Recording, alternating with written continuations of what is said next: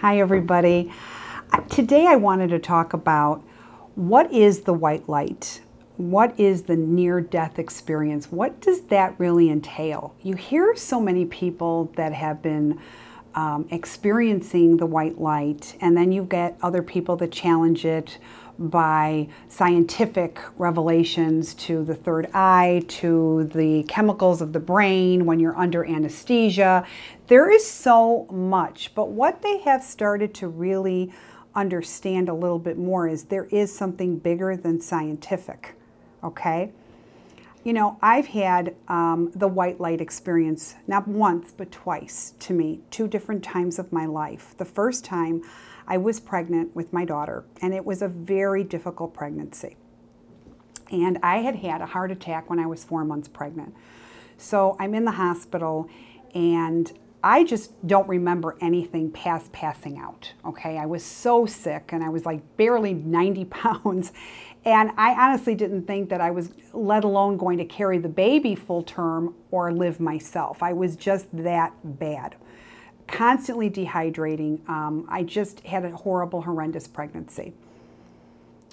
When I was in the hospital, amazingly, I remember floating out of my body. And I always want to say that when you float out of your body, you always float up. You never float sideways. It's always this up experience. And I'm seeing my body on top of this gurney and everybody working on me. And they're electroshocking me. And I could remember seeing all of this and I'm thinking, oh my God. But interesting enough, I see this white light. And I remember everybody that was around me trying to bring me back. My husband, I remember him saying, just save my wife. Whatever you do, save her. And now they say the white light. Well, there is a light. And when it touches you, there is no feeling in this world or not enough words to say truly what that feels like. The degree of peace is undermining it. But when you go into this light, it's like a magnet that pulls you. And when you get like a touch of it or a feeling of it, you just kind of want to go more and you gravitate more to it. And as I was going, it was just amazing. And I didn't even care to come back because I just wanted to keep going. I wanted that feeling to keep going because the feeling was about that love and that peace. And it was just inducing me to want to come more further into it, which I did. As I was going into it, now I see bright, bright lights. And everything was this calming. I didn't feel scared. There was no pain. There was no suffering. There was no hate. And I remember seeing my grandfather. And I remember, and I wanted to embrace him, and he said, go back. He said, not your time. And I remember I just wanted to be with him, and he said, no, go back. And with that, I get this pulled backwards. As much as I was pulled front to go into this light, I'm getting pulled back. And all of a sudden, boom, I'm in my body. Now, later that evening, I remember the nurse was checking on me because I did have a full-fledged heart attack. And I said to the nurse, I grabbed her arm and I said, I saw the light. I said it was real. And she said, what did you see? And I said, my grandfather. And he told me it wasn't my time. I needed to go back. And boy, I didn't want to come back. I go, you think I'm crazy? And she says, no. Many patients have said the same thing that you've said. I said, he said it wasn't my time. And it wasn't, obviously. I never forgot it, and I carry it with me. Well, you know what the story ended. I had my daughter. She's now 26 years old, a beautiful, beautiful human being that I'm so grateful. Now, second time, I had sinus surgery. Now, my daughter was 6 years old. They couldn't get me up from the anesthesia. They had trouble waking me up. Did I die? No. But they couldn't get me up. Ironically, I see 2 angels, one carrying me on each arm, and I'm going up these invisible stairs. And everything was beautifully white. The angels had these beautiful white gowns. with intricate gold threading, with platinum hair, and they were simply beautiful. And they both had my arm, and I says, where are you taking me? And they wouldn't answer me. And I says, where are you taking me? And they said, it's your time. Well, ironically, this time, I wanted to stay. I didn't want to go back, or I wanted to come back. I didn't want to stay with them, excuse me. Long story short, I was begging and pleading them to let me stay down on earth. I didn't. I kept saying, but I have a 6-year-old daughter. She needs her mother. Please don't take me. I'll do anything you ask, but please don't take me. And I was fighting, and I was trying to get loose. And all of a sudden now, I'm back in my body, and the nurse is going, Susan, Susan, Susan, get up, Susan, you hear me? And I'm like, and I grabbed her, and I said, where's my daughter? And she goes, your daughter? Well, your daughter's not here. I don't remember you bringing your daughter, but your husband's here. Now my husband comes in, and I says, Tom, where's Alex? He goes, Alex is in school.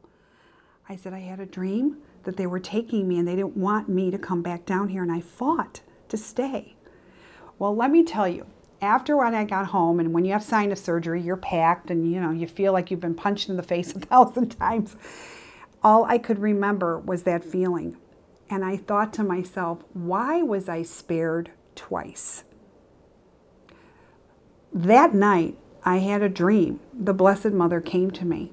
And she was just beautiful. And I see her quite often. So yes, she does exist, whether you want to believe it or not. And she said to me, you need to help others. And I couldn't understand what that meant, because I thought, well, I am helping others. My daughter had verbal autism, and she had a lot of learning disabilities, and I was trying to help a lot of parents. Long story short, I didn't understand what that meant. As time went by, my path kept taking me to finding missing people. People would just come to me, and they, officials knew the gift that I had, and I kept finding them, dead or alive, but I did. And ironically, it was more than just one here, one there. It started to become profound. And that's when one of the police officers said, Susan, you have such a gift. Why aren't you doing this publicly? And I said, I don't want to do that.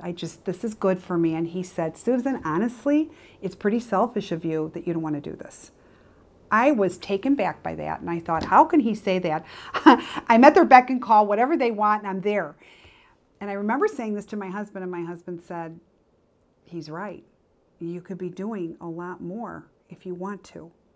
But I'm not going to push you. You have to do what you feel you're comfortable with. But I think that there's a lot more people you can help.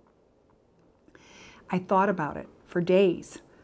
And then I made the decision that I was going to go public with what I was doing and helping more people in need. And then I remember praying about it. And I said, if it's meant for me to do this, it's going to just take off very quickly. And if it isn't, I'll trust you there too. And it did. The Blessed Mother's words have come to me over and over again of why I'm doing what I'm doing.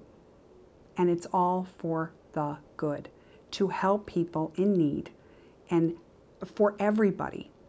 And I want to do that, and I want to continue. But going back to that white light, there are reasons when people come back, it's truly was not their time, but I will bet that every person that was touched by that light, such as they came back a different person.